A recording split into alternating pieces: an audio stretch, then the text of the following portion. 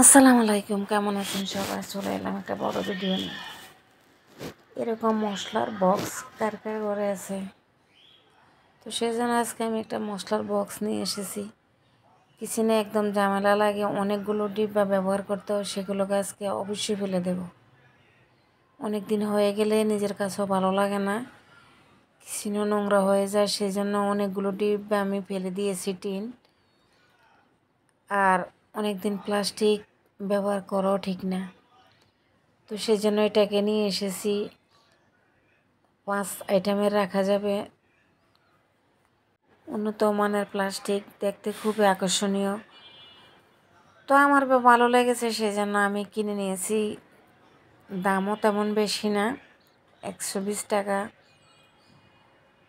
তো এগুলোতে আজকে আমি কি কি রাখবো সেটা আপনাদের সাথে শেয়ার করব। একদম আলাদা পাটে পাটে খোলা যায় সব কিছুই, নোংরা হলে আপনি সাথে সাথে ধুয়ে নিতে পারবেন।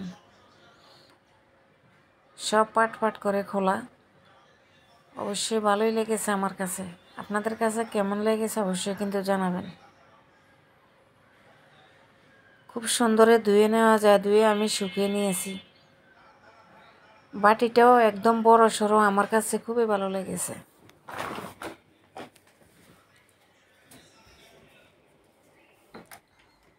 তো এবার আমি যেহেতু হলুদ কালারের, সেটার মধ্যে আমি হলুদই রাখবো।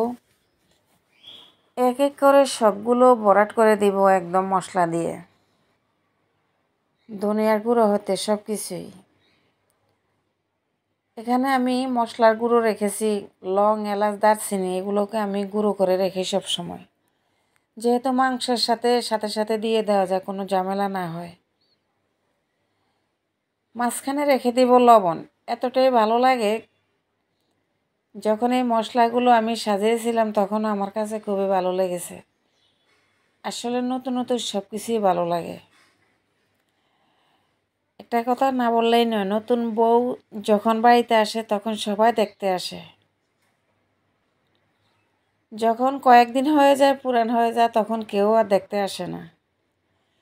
তো সব কিছুই এরকমই, একটু নতুন নতুন হলে সব কিছু আকর্ষণীয়, দেখতে ভালো লাগে। এটার সাথে একটা চামচ দিয়েছে, সেটা আমি লবণে ইউজ করব। এছাড়া আমি আরও 3 থেকে 4টা চামচ আমার গুঁড়ো দুধের সাথে পাওয়া যায়, গুঁড়ো দুধ কিনলে, তো এগুলোকে আমি রেখে দিয়েছি। এটা দিয়ে দেব আমি ওই মশলার ভিতর। আর এগুলো দিয়ে দিব আমি হলুদ, মরিচ এবং ধনিয়া গুঁড়োর উপর। বাস হয়ে গেল, একদম পিটপাট। ওই যে বলে না, উপরে পিটপাট ভিতরে সদরঘাট, সেটা হয়নি। ভিতরে ঠিকই আছে হলুদ মরিচ। ঢেকে দিয়ে দিলাম।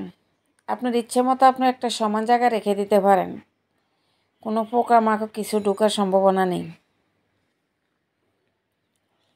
এবার আমি পুরানো কৌটাগুলো সব ফেলে দেব। তো কেমন লাগলো ভিডিওটা অবশ্যই আমাকে জানাবেন। ভিডিওটা একটু বেশি বেশি দেখবেন, শেয়ার করে দিবেন। আজ এ পর্যন্ত, আল্লাহ হাফেজ।